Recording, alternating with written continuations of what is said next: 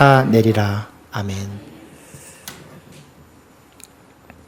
바닷가에서 진주조개를 잡으면서 살아가는 가난한 부부가 있었습니다.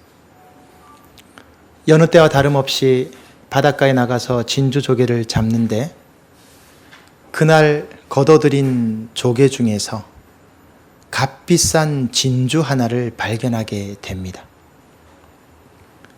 부부는 뛸 듯이 기뻐하죠.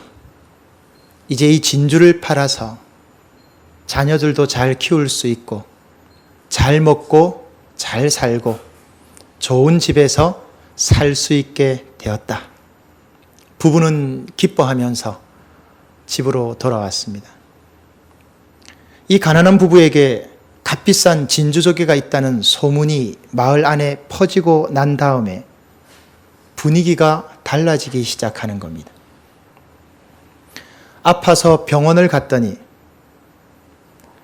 의사가 빨리 낫게 진료를 하지 않고 천천히 낫게 진료를 합니다. 연락도 하지 않았던 친척들이 갑자기 연락을 해오기 시작하고 삭막하게만 했던 동네 주민들이 자꾸만 이 가난한 부부의 집을 들락날락거리고 주위를 기웃거리기 시작합니다. 그 일이 반복되던 어느 날 그 집에 도둑이 들어서 그 값비싼 진주조개를 들고 도망을 가게 됩니다. 주인공은 그 도둑을 추격해서 잡게 되죠. 잡고 보니 이 진주조개를 훔쳐간 사람은 자신의 부인이었습니다. 얼마나 허탈했을까요? 그리고 집을 돌아와 보니까 집에 괴한이 침입해서 아이들을 다 죽인 겁니다. 주인은 그 괴한들과 격투 끝에 그 괴한들을 다시 죽이고 자신도 살인자가 됩니다. 진주 하나 때문에 행복했지만 가난하고 힘들었지만 평안하고 행복했던 가정은 쑥대밭이 되고 말았고 완전히 망하고 말았습니다. 결국 주인공은 그 진주조개를 바다에 다시 던져버리고 맙니다. 진주를 지키려고 하는 사람과 그 진주를 빼앗으려고 하는 각 사람의 숨어있는 탐욕을 여실히 보여주는 이 이야기는 선한 사람과 악한 사람은 처음부터 구분되어지는 것이 아니라 욕심에 눈이 멀게 되면 탐욕 앞에서 누구나 다 그런 사람이 될 수 있다라고 하는 사실을 보여주는 이야기입니다. 행복이라고 하는 것은 진주조개에서 오는 것이 아니라 로또에 당첨이 되어서 오는 것이 아니라 외부 환경에서 얻어지는 것이 아니라고 하는 것을 보여주는 이야기입니다. 멕시코에 전해 내려오는 민화를 가지고 소설을 쓴 존 스타인백의 소설 진주, 더 펄이라고 하는 제목의 유명한 소설에 나오는 이야기입니다. 겨울은 눈이 있어서 좋고 봄은 만물이 생동해서 좋고 여름은 오곡백과가 익어서 좋으며 가을은 풍성한 결실이 있어서 좋다라고 말하는 사람은 행복한 사람입니다. 그러나 겨울은 추워서 싫고 봄은 황사라서 싫고 여름은 더워서 싫고 가을은 고독하니 더 싫다라고 말하는 사람은 행복하지 않은 사람이죠. 모든 것을 다 갖춘 에덴 동산에서도 불평불만하던 아담과 하와가 있는가 하면 모든 것을 다 빼앗긴 감옥에서도 감사하고 기뻐했던 행복했던 요셉과 같은 사람도 있음을 우리는 알고 있습니다. 행복이라는 것은 멀리 있는 것도 아니고 외부에 있는 것도 아니요. 내 안에 있는 것입니다. 오늘 하나님께서는 저와 여러분이 읽은 이 말씀 가운데 신앙인의 행복이 도대체 무엇이며 믿는 사람들의 행복은 어디서 오는가에 대해서 우리에게 분명히 말씀해 주고 있습니다. 신앙인의 행복 어디서 오는 것입니까? 오늘 말씀에는 먼저 꾸준한 기도의 생활이 신앙인의 행복이다라고 말씀합니다. 하나님께서 우리들에게 주신 가장 귀한 선물 중에 하나는 뭐냐면 기도하는 것입니다. 이것은 선물 중에 선물입니다. 그런데 여러분, 오늘 본문 2절 말씀을 보십시오. 기도 생활이 그냥 하는 생활이 아니라 어떻게 말씀하죠? 기도를 계속하라. 기도하는데 계속해서 기도하라 말씀합니다. 무슨 뜻일까요? 기도를 생활화하라는 뜻입니다. 밥 먹듯이, 잠을 자듯이, 화장실을 가듯이 기도의 생활화가 필요하다라는 것입니다. 여러분, 행복한 사람들의 공통적인 특징, 성공한 사람들의 공통적 특징이 뭔지 아십니까? 꾸준하다는 점입니다. 꾸준합니다. 성실합니다. 했다가 말았다가 하다가 안 했다가 하지 않습니다. 꾸준히 어떤 일을 하면 합니다. 꾸준히 하면 뭐가 돼도 돼요. 그런데 꾸준히 하지 않으면요, 될 일도 안 됩니다. 재능이나 실력이 부족한 건요, 어느 정도 커버할 수 있어요. 그러나 성실하지 못하면요, 그건 반드시 문제가 일어납니다. 재능이나 실력이나 기술이 좀 부족한 건 괜찮아요. 성실하면요, 꾸준하면요, 어느 자리까지, 어느 정도까지는 성공할 수 있어요.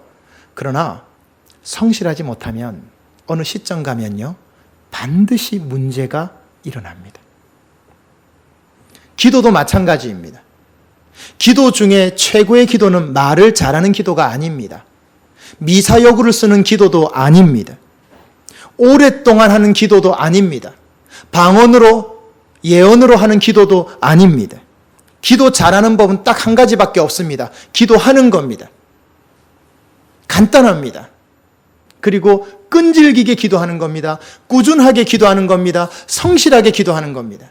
하나님 그걸 보십니다. 왜냐하면 성실하게 꾸준하게 기도하면 반드시 길이 열리고요, 응답이 되고요, 반드시 회복되기 때문입니다. 만유인력의 법칙을 발견했던 존 뉴턴 아시죠? 굉장히 신실한 신앙인입니다. 존 뉴턴이 자신의 삶을 되돌아보면서 그렇게 고백했죠. 내가 발견한 것은 내 재능 때문이 아니고 끈질긴 기도와 관심이 있었기 때문이었다. 나의 재능 때문에 내가 발견하게 된 것이 아니라 끈질긴 기도와 관심 때문에 내가 발견하게 된 것이라는 겁니다. 정확한 지적을 한 겁니다. 사랑하는 성도 여러분, 무엇을 하든지 꾸준해야 합니다. 반짝 잘하는 것 누구나 할 수 있습니다. 한두 번 잘하는 것 누구나 할 수 있습니다. 몇 번 잘하는 것 누구나 할 수 있습니다. 그러나 꾸준히 하는 것은 쉽지 않습니다. 좋은 일을 하는 것도 중요하지만 그것보다 더 중요한 것은 그 좋은 일을 반복화하고 습관화하고 나의 인격으로 만드는 것이 훨씬 더 중요합니다. 인생은요, 반복의 연속입니다, 여러분. 얼마 전에 공전의 히트를 기록했던 드라마 아시죠? 미생. 그 미생에 이 대사가 나옵니다. 인생은 반복의 연속이다. 성취하는 사람은 이 반복을 얼마만큼 성실하게 잘하는가에 따라서 성공과 실패가 달린다. 눈 뜨면 일어나 사는 일이 똑같아요. 똑같은 일이지만 날이 다르고 마음이 다르고 사람이 달라졌어요. 지겨울 것 같지만 반복되는 일을 얼마나 성실하게 꾸준하게 하느냐에 따라서 그 사람의 성공과 실패가 갈린다는 겁니다. 그래서 주님이 기도를 강조하시는 겁니다. 때로는 그 일을 하고 싶지 않아요. 실증이 날 때가 있어요. 힘들어요. 어려워요. 그래도 그것을 꾸준히 하는 꾸준함, 성실함, 계속함 안에서 하나님 주시는 참된 행복이 있다는 겁니다. 그래서 하나님께서 오늘 말씀에 기도하되 계속해야 한다고 말씀하신 거죠. 다음으로 중요한 것은 깨어있는 감사입니다. 감사를 깨우라는 거죠. 2절 뒷부분에 보시면 특이한 표현의 말씀이 나옵니다. 기도에 감사함으로 깨어 있으라. 여러분, 이게 무슨 말일까요?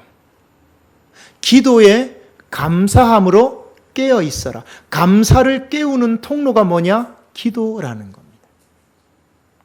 원망이나 불평으로 한숨으로 기도하지 말고 기도를 통해서 잊어버리고 있었던 감사를 깨울 수 있다. 그것을 깨달을 때 진정한 행복이 있다. 예를 들어 보겠습니다. 사람들이요, 내가 건강하다는 것을 언제 감사하게 되죠? 아팠다가 회복되면, 병들었다가 나으면 감사하게 되죠. 그렇죠. 맞습니다. 맞습니까? 맞을까요? 틀렸습니다.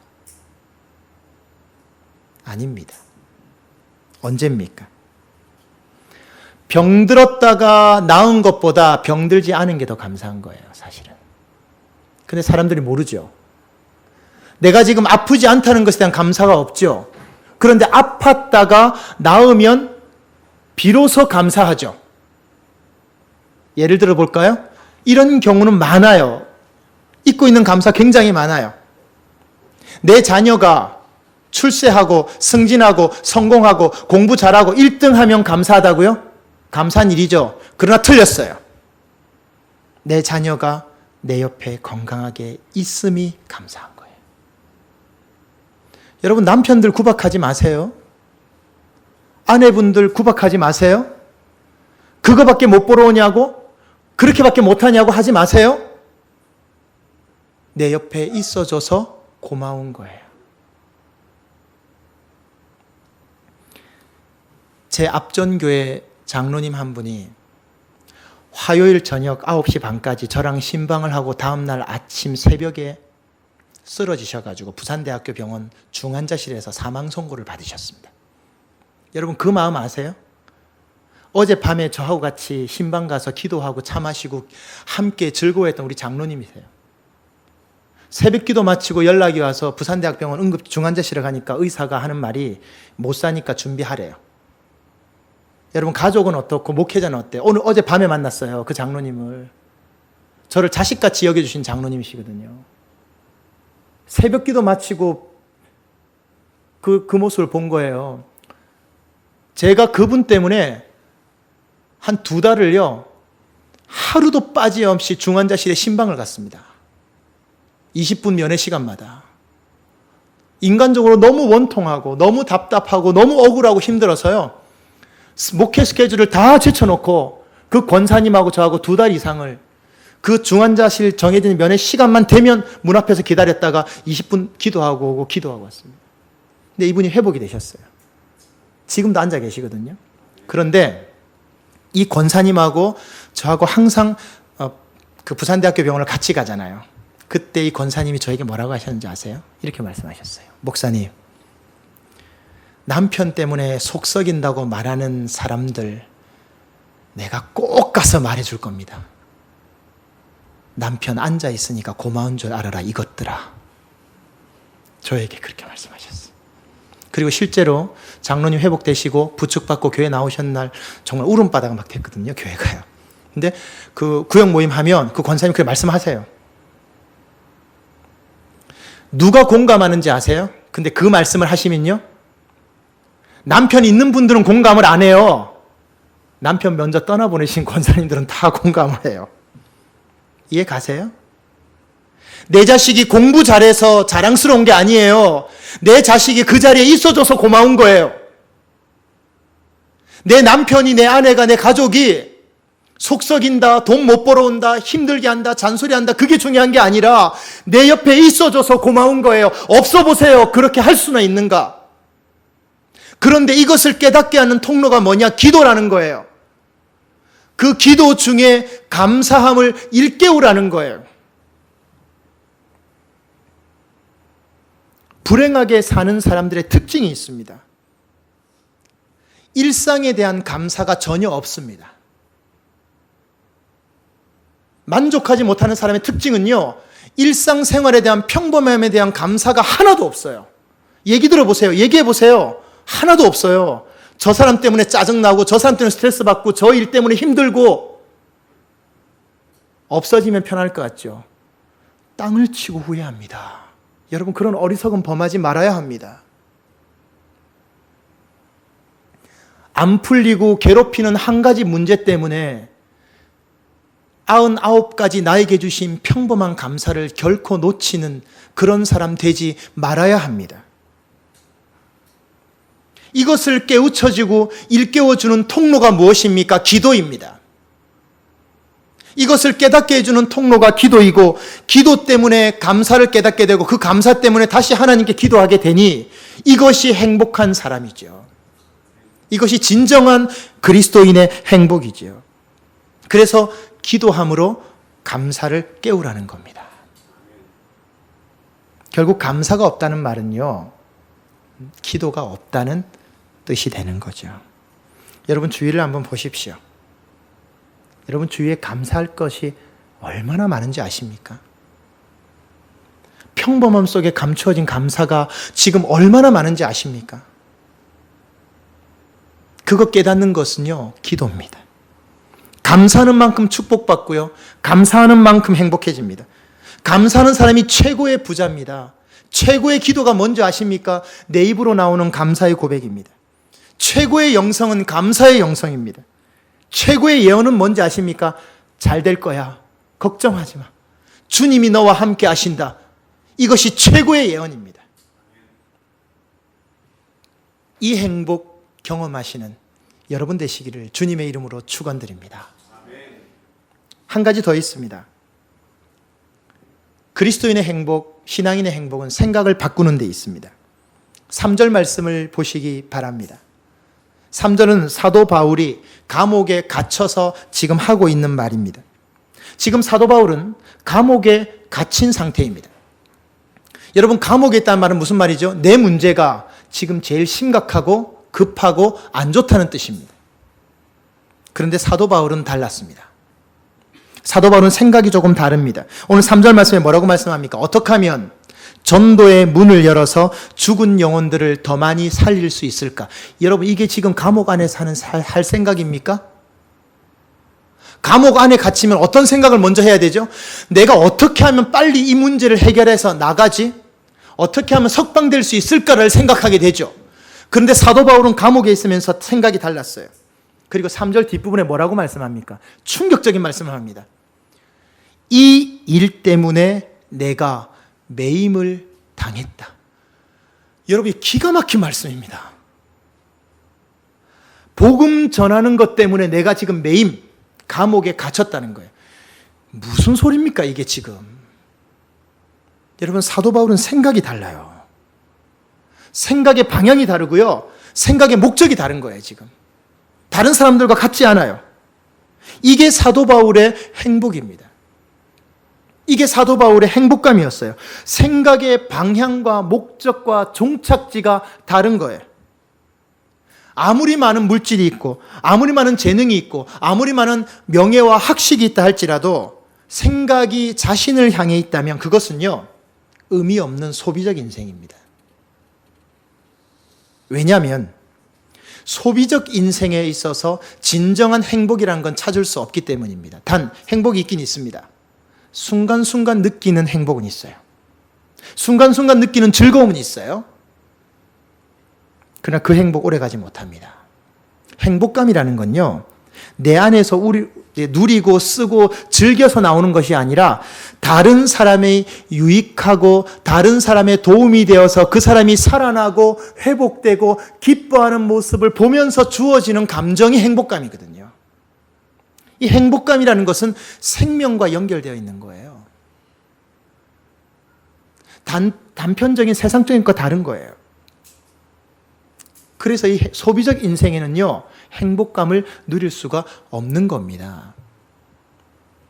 여러분, 생각을 바꾸십시오. 지금 내가 어떤 생각을 하고 있는가에 따라서 여러분의 자리가 천국이 될 수도 있고요, 여러분의 자리가 지옥이 될 수도 있어요. 그러나 생각만 하고 꿈만 꾸곤 앉아있지는 마십시오.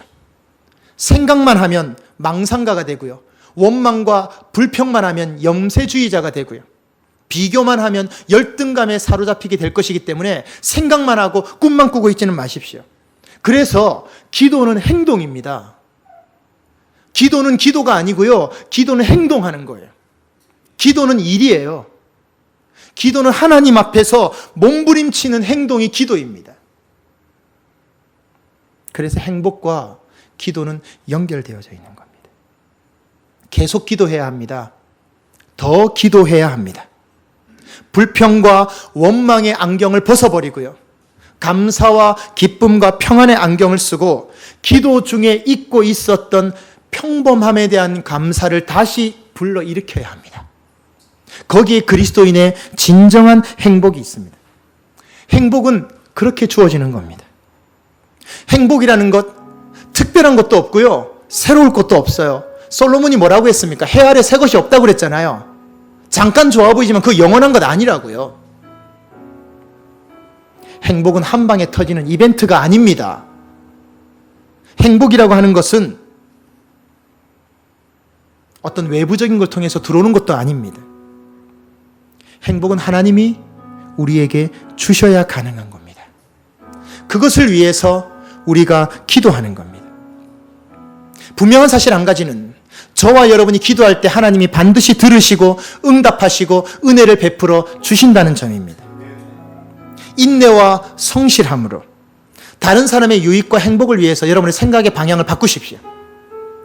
내가 어떻게 하면 우리 가족을 더 행복하게 해주지? 내가 어떻게 하면 우리 교인들을 더 행복하게 해주지? 내가 어떻게 하면 나와 관계를 맺고 있는 비즈니스적이든 인간관계든 지인이든 누구든지 간에 내가 어떻게 하면 저 사람을 더 행복하게 해줄 수 있을까? 그때 진정한 행복이 내 안에서 일어나게 됩니다. 그때 세상적인 행복이 아니라 하늘로부터 주어지는 진정한 행복이 우리 안에 주어지게 될 것입니다. 이것이 신앙인의 행복입니다. 이 진정한 행복 누리면서 살아가게 되시기를 우리의 행복을 위하시는 예수 그리스도의 이름으로 간절히 축원드립니다.